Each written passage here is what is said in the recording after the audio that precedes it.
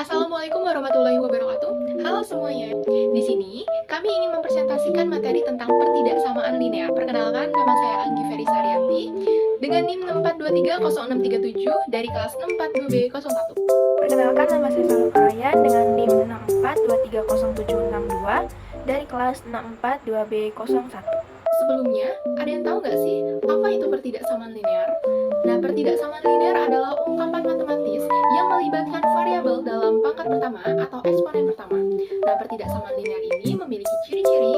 Yang pertama, variabel-variabelnya hanya memiliki pangkat satu. Yang kedua, grafiknya adalah garis lurus ketika digambarkan di bidang kartesian. Yang ketiga, solusi dari pertidaksamaan linear adalah himpunan semua variabel yang memenuhi pertidaksamaan tersebut. Nah, pertidaksamaan linear sering digunakan untuk memodelkan berbagai situasi dalam matematika, ekonomi, ilmu sosial, dan ilmu alam. Karena sifatnya yang relatif sederhana, tetapi seringkali cukup kuat untuk mewakili hubungan antara variabel. Oke, di sini ada contoh-contoh kasus dari pertidaksamaan linear. Yang pertama, ada Tokonomika Store menjual sebuah produk tas sudah lebih dari 10.000 pieces yang terjual dengan harga 50.000 per unit. Toko pondok tas cantik juga menjual sebuah produk tas. Toko tersebut menawarkan diskon sehingga harga produk tersebut menjadi 45.000 per unit. Selain itu, toko pondok tas cantik mengenakan biaya pengiriman tetap sebesar 20.000 untuk setiap pembelian. Tentukan berapa unit produk yang harus dibeli agar biaya total di toko pondok tas cantik lebih murah dibandingkan dengan toko Namika Store. Nah, di sini ditulis dulu diketahui biaya total di toko A itu 50.000 X, biaya total di toko B itu 45.000 X, dan biaya pengiriman toko B itu 20.000. Nah, di sini apa sih yang ditanyain? Yang ditanyain itu adalah tentukan berapa unit produk yang harus dibeli agar biaya total di toko pondok tas cantik lebih murah dibandingkan dengan toko Namika Store. Nah, cara jawabnya adalah tulis 45.000 X ditambah 20.000 X lebih kecil daripada 50.000 X. Nah, selanjutnya 45.000 X ditambah 20.000 X. Nah, di sini dikurangin dulu ya, dikurangin 45.000 X, 45.000 lebih kecil 50.000 dikurangin 45.000 X. Nah, selanjutnya ini nanti dibagi 5.000, 20.000 dibagi 50.000 lebih kecil daripada 50.000 X dibagi 5.000. Nah, kenapa sih itu dibagi 5.000? Ini tuh biar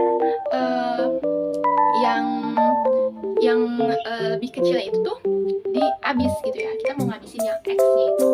Jadi hasilnya adalah 4 lebih kecil X. Agar total di toko pondok tas cantik lebih murah dari toko Namika Store, pembelian harus lebih dari 4 unit produk. Contoh kasus selanjutnya adalah Bapak Mardianto adalah seorang yang sudah memulai usahanya sejak tahun 2005. Beliau memiliki kandang ayam yang dapat menampung maksimum 120 ekor ayam. Beliau ingin membeli ayam jenis jago dan ayam jenis kate.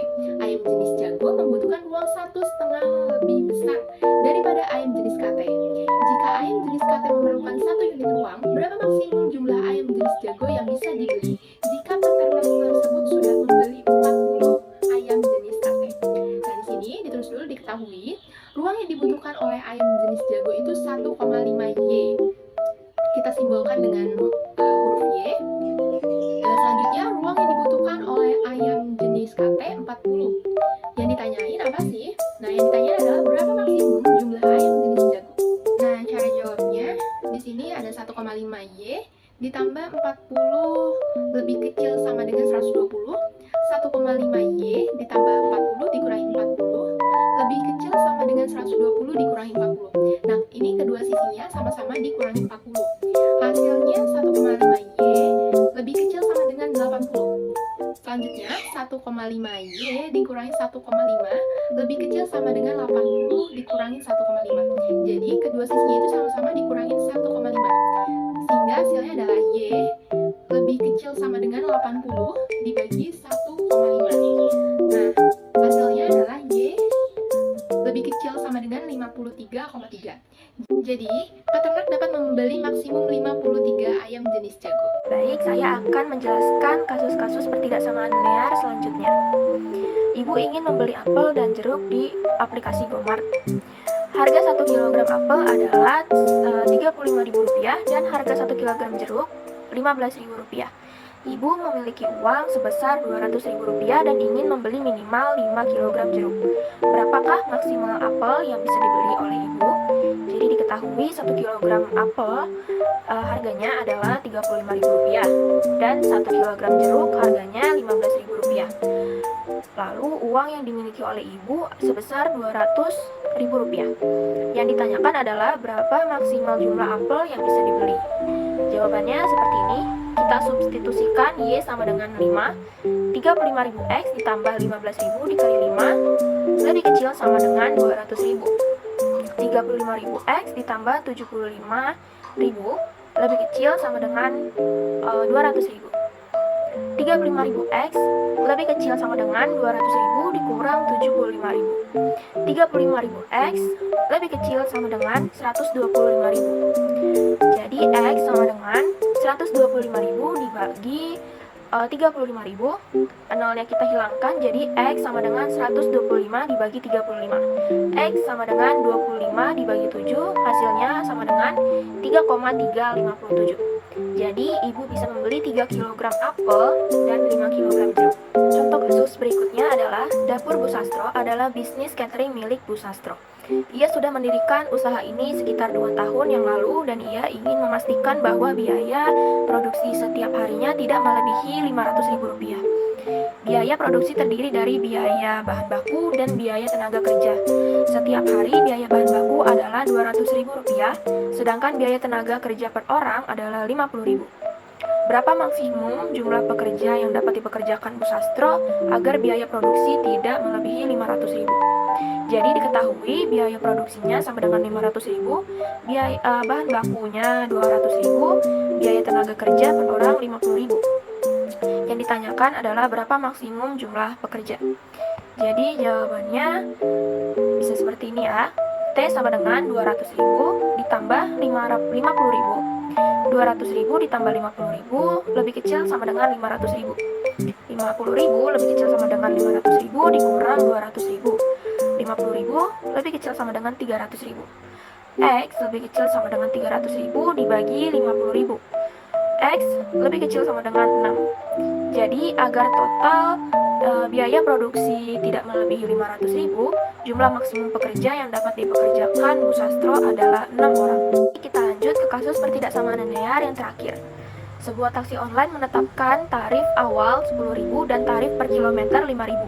Seorang Anggi sebagai penumpang ingin menggunakan taksi online tersebut dengan biaya maksimal Rp69.000. Jika jarak tempuh taksi online dinyatakan dengan X kilometer, berapa jauhkah jarak maksimal yang dapat ditempuh taksi online untuk penumpang tersebut?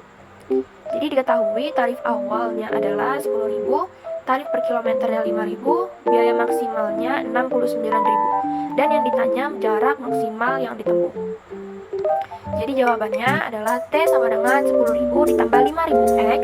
10.000 ditambah 5.000X lebih kecil sama dengan 69.000. 5.000X lebih kecil sama dengan 69.000 dikurang 10.000. 5.000X lebih kecil sama dengan 59.000. X lebih kecil sama dengan 59.000 dibagi 5.000. X lebih kecil sama dengan 11,8. Jadi, dengan biaya maksimal Rp69.000, penumpang dapat menempuh jarak maksimal 11,8 km menggunakan taksi online. Nah, inilah kesimpulan, kekurangan, dan kelebihan pertidaksamaan linear.